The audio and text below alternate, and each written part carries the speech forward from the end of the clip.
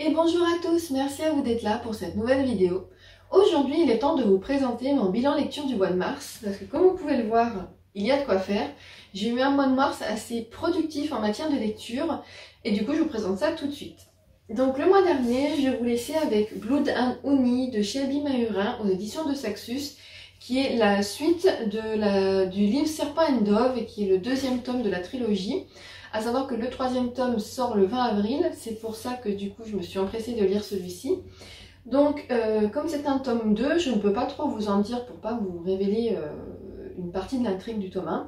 Juste on retrouve donc les personnages qu'on a vus dans le premier tome, à savoir Louise, Red et tous leurs amis qui les aident. On les avait laissés dans une très fâcheuse posture à la fin du premier tome où heureusement ils s'en étaient sortis, mais ça avait été compliqué. Et là, du coup, ils sont à la poursuite de leur plus grande ennemie pour essayer de l'arrêter de faire nuire. Et on va les retrouver donc sur ce chemin, sur cette recherche de cette personne pour essayer de l'arrêter. J'ai moins aimé ce tome 2, vraiment, le tome 1 était vraiment un coup de cœur. Le tome 2, c'est pas un coup de cœur, je sais pas, c'est une bonne lecture, mais c'est pas un coup de cœur. Après, ça confirme tous les avis que j'avais vus sur ce tome, comme quoi le tome 2 était moins bon que le premier, et que beaucoup de personnes allaient s'arrêter là pour la saga, ce qui n'est pas mon cas, parce que moi j'ai vraiment envie de savoir ce qui arrive aux personnages, et que j'aime bien la plume de l'auteur. Ce qui a ralenti l'histoire, je trouve, c'est qu'on est un peu trop centré sur l'histoire d'amour qu'il y a entre deux personnages, qui un coup s'adore, un coup se déteste, il y a un manque de communication énorme entre eux, qui crée les trois quarts des quiproquos et qui serait résolu déjà, enlèverait une bonne partie des pages à ce livre et ferait également avancer l'histoire. En fait, on sent vraiment que c'est un tome de transition qui lie le 1 au 3. Je pense que pour une duologie, ça devait faire des livres trop gros, mais voilà, c'est un petit peu dommage. Ce livre subit la malédiction du tome 2, comme on entend beaucoup parler sur les réseaux. Ensuite, ma deuxième lecture en cours était une lecture audio. Il s'agissait des Trois Mousquetaires d'Alexandre Dumas que j'ai là aux éditions GF. Donc c'est un beau bébé de 800 pages.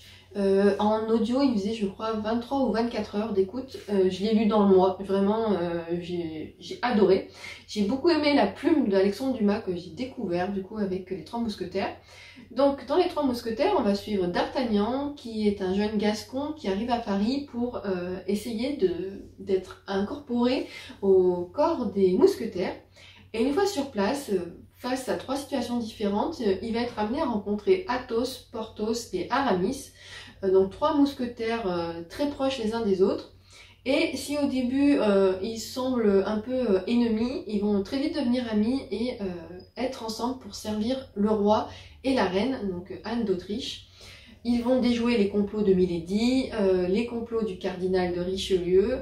Ils vont aller en Angleterre, ils vont rencontrer le duc de Buckingham. Voilà, j'ai adoré littéralement cette lecture. J'ai beaucoup aimé la plume, l'histoire. Après, je pense aussi que le narrateur que j'écoute sur Audible est très très bon parce qu'il a une capacité à donner des intonations, il donne vie vraiment aux écrits de l'auteur. Et ça a été un super moment de lecture. Je suis très contente d'avoir découvert Alexandre Dumas.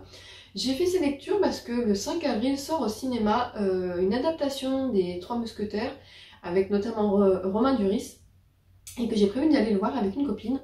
Et voilà, je m'étais dit, c'est quand même bien si tu connais l'histoire de base en sachant qu'il y a quand même des différences.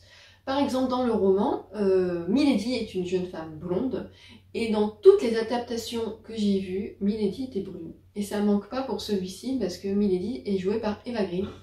Donc voilà, c'est un changement que je comprends pas. Moi, en fait, j'étais basée que je regardais quand j'étais gamine comment il s'appelait? Le cinquième mousquetaire. Je sais plus comment il s'appelait. C'était un dessin animé. Albert, le cinquième mousquetaire. Et Milady dedans est brune. Et j'avais vu la bande-annonce du film et Milady était aussi brune. Et là, quand je vois blonde, je me dis, mais attends, j'ai écouté, je me dis, mais j'ai du mal à comprendre. Et c'est après en rentrant, j'ai regardé sur le livre, je me suis dit, non, j'ai bien compris, Milady, elle est blonde dans le roman. Mais dans beaucoup d'adaptations, elle est brune. Donc voilà, pourquoi ce changement? Est-ce que les blondes ne peuvent pas être intelligentes et machiavéliques? C'est peut-être ça, hein, on sait pas. Mais voilà, j'étais contente du coup de lire le livre pour avoir la version originale d'Alexandre Dumas. Ensuite, j'ai continué mes lectures avec Les Disparus de Blackmore d'Henri Lovenbrook aux éditions XO. Donc c'est un livre que j'ai reçu au mois de février, donc que j'ai lu très rapidement. C'est le premier livre de cet auteur que je lis.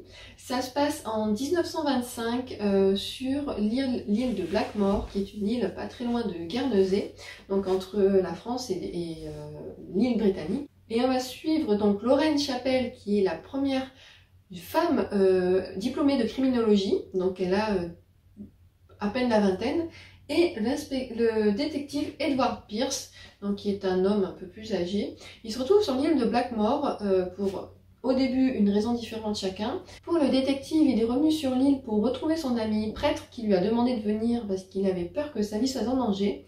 Et pour Lorraine, elle est venue à la demande d'un riche homme qu'elle connaît depuis qu'elle est petite, qui semble lié à sa mère. D'ailleurs, elle a des suspicions de savoir si ça ne serait pas son père biologique. Et il va lui demander d'enquêter sur une disparition. Et ils vont se retrouver tous les deux à enquêter sur des disparitions qui ont lieu sur l'île, qui ne semblent pas avoir de lien les unes les autres et qui pourtant vont en avoir. Ils vont se retrouver au cœur de plusieurs... Ils vont se retrouver au cœur de plusieurs croyances, des groupes qui s'affrontent. Et voilà, donc c'est un policier, donc c'est un thriller dans une ambiance assez victorienne, assez lent. Il faut dire que concernant mon avis, j'ai trouvé que c'était trop lent. Voilà, j'aime beaucoup le fond, l'histoire, les personnages, la résolution, mais pour moi il y a 200 pages qui sont un peu longues. Alors elles servent à vraiment installer l'histoire. Je pense que l'auteur va écrire d'autres livres, bah, j'espère, du coup, parce que ça peut être intéressant de retrouver les personnages. Mais c'est vrai qu'il y a une partie un peu mieux qui est un peu down, on est un peu d'accord, ok, mais tout ça pour aller où? Voilà, ça a été un peu lent. Il y a un moment où j'avais plus trop envie d'y retourner parce que je savais que j'allais pas trop avancer. Et après, du coup, ça reprend du rythme jusqu'à qu'il fasse une découverte. Et ça avance. Voilà, il y a des scènes qui font un peu froid dans le dos, notamment je pense à une scène dans un espèce de souterrain. Mais ça a été une belle découverte. J'aimerais bien découvrir d'autres livres de l'auteur. Si vous en avez à me conseiller, n'hésitez pas. Ça sera avec plaisir. J'ai envie de lire La Moira, qui est un roman fantasy qu'il a écrit sur des meutes de loups. Donc voilà, si vous avez un avis dessus, je suis preneuse, ou même sur les autres qu'il a écrits, n'hésitez pas à me partager. J'ai lu après un manga que m'a offert mon amie Pamela, qui est Mon chien à tout faire est encore tout déprimé, de Isuzi Yamada. C'est aux éditions... Ah, c'est là, pardon. Mian. Voilà, pardon, toutes les confuses. Donc c'est un roman... Donc c'est un manga qui parle de Saku, qui est une jeune femme, donc elle, qui est une employée de bureau qui rentre tous les soirs complètement harassée de sa journée de travail. Elle est une vraie loque et en fait son chat, donc qui s'appelle Yukishi, qui est un chat géant, est son chat de ménage en fait. C'est un peu son bienfaiteur parce qu'il s'occupe d'elle. Une fois qu'elle a passé la porte d'entrée, il la ramasse parce que littéralement elle tombe par terre. Et il lui fait à manger, et c'est lui qui va l'aborder, c'est lui qui fait les courses, c'est lui qui, voilà, il s'occupe de tout, il fait le ménage, il lui fait même ses bento pour le lendemain midi, ce qui d'ailleurs à chaque fois ses collègues lui disent « Waouh, mais t'as l'air d'être une grande cuisinière et tout », alors elle a honte parce qu'elle sait que c'est son chat, cuisine, c'est pas elle. Donc voilà, ça a été une belle découverte, j'ai beaucoup aimé. Je ne sais pas combien il y a de tomes, à l'heure actuelle il y en a 4 de parus. J'ai le deuxième dans ma pile à lire que je pense lire très bientôt. C'est vraiment, j'ai passé un super moment de lecture, j'ai trouvé ça très très bien. J'ai lu également un De Saxus ce mois-ci, il s'agit des Loups dorés de Roshani Chokshi, excusez-moi pour la prononciation.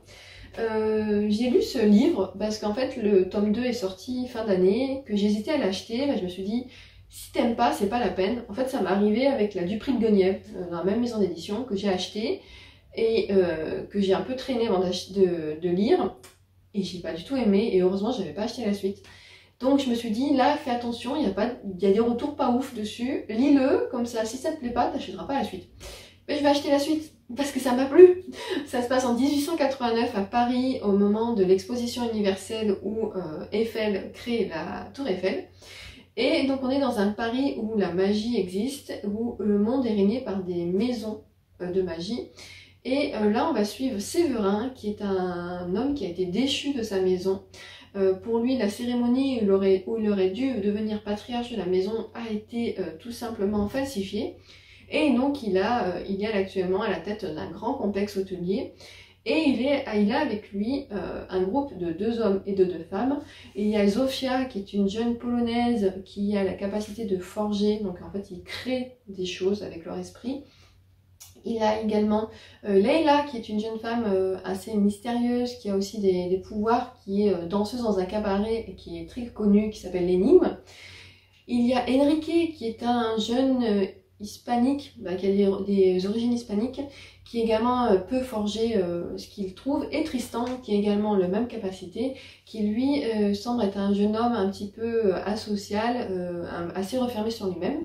Et donc ce groupe de 5 représente une vraie famille, et ils font ce qu'ils appellent des acquisitions. En fait, ils vont voler certains objets, soit pour eux, soit pour des clients, avec à chaque fois ils doivent déjouer donc des sorts ensorcelés. Et là en fait ils vont faire une acquisition et ils vont se faire avoir, donc ils vont se faire identifier par la personne, et la personne va les embaucher pour qu'ils retrouvent un œil d'Horus pour les aider à protéger le fragment de Babel, qui est la chose que protègent les maisons, parce qu'il y a une maison déchue qui semble vouloir trouver ce fragment et s'en servir à son but personnel. Je suis désolée, c'est un petit peu confus, mais parce que je suis en train de trier ce que je peux vous dire, ce que je peux pas vous dire. Voilà, donc c'est une ambiance un peu steampunk fantasy, j'ai beaucoup aimé, c'est une duologie. La suite, c'est Les Serpents Argentés, que je pense lire bientôt très prochainement, qui fait partie, je pense, de mes prochains achats. Parce que ça a vraiment été une super lecture. C'est pas un coup de cœur parce qu'il y a des petites choses qui m'ont gênée, mais une très bonne lecture et je suis vraiment contente de l'avoir lu. Là après j'ai lu assez rapidement, je vais vous en présenter, que j'ai lu sur une période assez rapide parce que j'ai beaucoup de temps pour lire. Donc j'ai lu L'île de Yule de Johanna Gustafsson aux éditions Calman Lévy Noir. C'est le premier livre de cette autrice que je lis, qui fait partie du collectif Les Louves du Polar dont je vous ai parlé dans une précédente vidéo. L'action se passe dans une île au bord de la Suède, au large de Stockholm. Je sais plus comment elle s'appelle. Elle a un nom un peu en plus particulier, un nom pour moi que j'estime particulier mais qui est totalement normal pour les Suédois. Stornholmen, voilà, qui est une île piétonne que l'autrice explique dès le début qu'elle voit de chez elle parce qu'elle habite en Suède. Et sur cette île, il y a un grand manoir, une grande résidence avec un jardin immense et notamment un très gros sapin. Et il y a 9 ans, avant l'action de ce livre, une jeune fille a été retrouvée pendue à cet arbre avec des lacérations sur le corps. Et 9 ans plus tard, sa grande sœur, qui travaille dans une maison d'expertise artistique, donc qui expertise les œuvres d'art et est chargée de les revendre, est amenée à aller travailler dans ce manoir pour expertiser les biens de la famille qui y habite, parce que le grand-père du propriétaire actuel était un très grand collectionneur et il y a donc des pièces de valeur dans ce manoir. Et donc cette jeune femme, elle y retourne, elle va sur les lieux en sachant ce qui s'est passé, essayer en même temps de faire son deuil et pourquoi pas essayer de gagner des informations parce qu'à l'heure actuelle le meurtre de sa sœur n'a jamais été élucidé. Et donc on la retrouve à aller sur cette île, à s'incorporer avec les personnes qui y habitent, à faire connaissance, et elle se retrouve dans ce manoir très étrange, avec ses secrets, avec des personnes qui y vivent vraiment très étranges. J'en dis pas plus, voilà, j'ai beaucoup aimé, j'ai un peu vu arriver certaines choses, mais ça m'a pas dérangé, voilà, juste ça m'a confirmé que j'avais vu les bons indices. Ça a été une très bonne lecture, j'ai beaucoup aimé retrouver l'ambiance nordique, parce que c'est quand même un univers que j'aime beaucoup dans les polars. Je trouve que l'écriture de l'auteur est très fluide, elle arrive bien à nous embarquer avec elle dans son histoire. Et c'est vraiment un thriller que je vous recommande, parce que c'est pour moi une très bonne découverte. Vraiment, j'ai passé un super moment de lecture. Et en plus, j'ai la chance normalement de rencontrer cette autrice très bientôt lors d'un repas pour le travail. Et j'ai hâte de lui dire tout le bien que je pense de son livre. Ensuite, c'est un livre que je n'ai pas en physique, pardon, qui est sur ma liseuse, que j'avais allumée, qui bien sûr entre temps s'est éteinte, parce que sinon c'est pas drôle. Ça s'appelle The Kiss Cushion de Hélène Owen. Et c'est publié chez Hugo Roman, je ne sais pas si vous verrez. De toute façon, comme d'habitude, je vous mets la couverture à côté de moi, à droite normalement. Donc en fait, c'est une romance où on suit une jeune fille, une jeune femme plutôt, qui est économètre, qui a la particularité d'avoir un trouble autistique qui ne le dit pas, il n'y a que ses parents qui le savent. Mais du coup, dans ses relations amoureuses, ça porte préjudice parce que du coup, elle ne sait pas comment se comporter avec les gens. Et elle a eu 3 relations qui se sont pas franchement bien passées. Voilà, elle n'a pas du tout aimé ce qui s'est passé. Et elle va embaucher un escorte, en fait, pour l'aider à s'entraîner, à se préparer pour être prête et accoster un homme qui semble l'intéresser et qui surtout intéresse beaucoup ses parents, qui aimeraient beaucoup qu'elle se case. Et ben voilà, elle va se rapprocher de cette escorte qu'elle va beaucoup apprécier au début, et puis voilà, vous vous en doutez, c'est une romance, donc ils vont devenir plus que des clients professionnels. J'ai beaucoup aimé la relation entre les personnages, qui ont été très attachants. J'ai mangé leur prénom, voilà, parce que je l'ai lu il y a un petit moment, donc je vous mettrai en dessous leur prénom, je suis désolée. J'ai peur de dire des bêtises, je me rappelle plus du tout, je mélange avec une autre romance que j'ai lue après. Mais voilà, ça a été une super lecture, j'ai beaucoup aimé. J'avais peur d'être déçue parce que pareil, apparemment il commence à avoir un bon petit succès en librairie. Et c'est dans ce cadre-là où j'avais lu The Love Hypothesis de Ali Hazelwood que j'ai moyennement apprécié. Et je me suis dit, si c'est le genre de même lecture, je vais pas trop aimer. Et en fait, pas du tout. Voilà, c'était très bien fait. J'ai passé vraiment un super moment de lecture et je l'ai dévoré. Ensuite, je suis repartie dans du polar. En fait, je sais pas si vous avez remarqué, mais j'alterne un polar, de la fantaisie ou de la romance, un polar, voilà. Je peux pas lire que du polar, sinon je dors plus. Donc j'ai lu Le Chant du silence de Jérôme Loubry aux éditions Calman Lévy Noir. Donc là, ça se passe en Bretagne, si je me trompe pas. L'action se déroule entre l'été 1995 et 2019.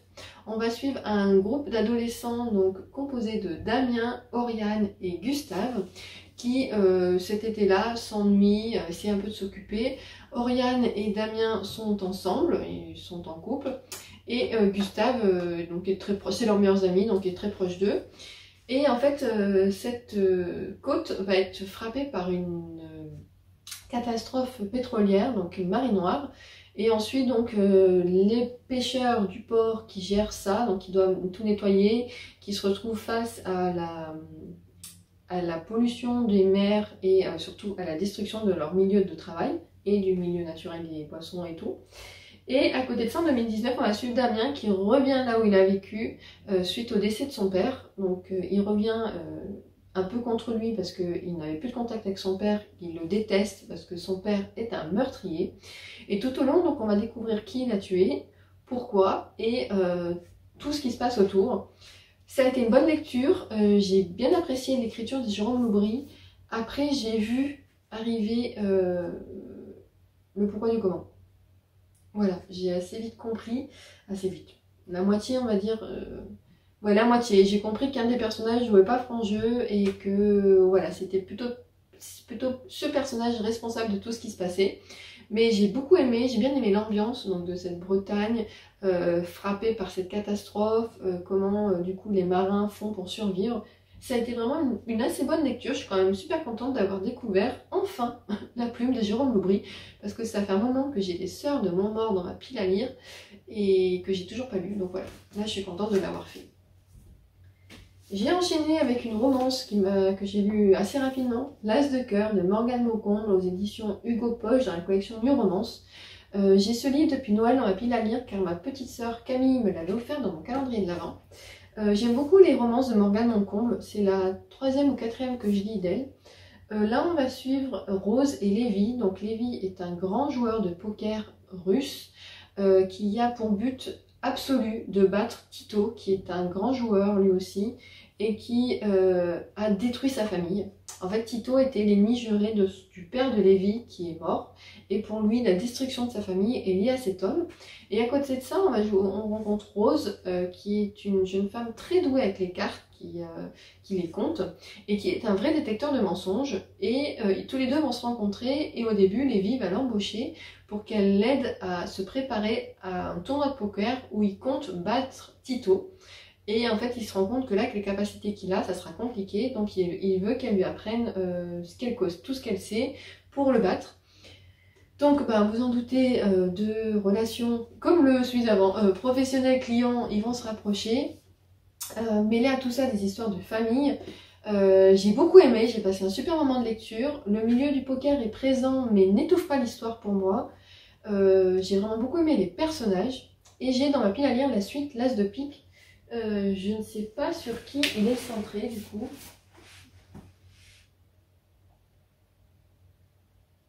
Ok, elle est centrée sur le meilleur ami de Lévi, Thomas.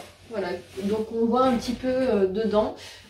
C'est pas franchement l'homme le plus sympathique du monde, mais du coup voilà, j'ai hâte de découvrir comment il sera traité dans l'As de pique. Mais avec ce roman, je confirme que j'aime beaucoup les écrits de Morgane Mangoul.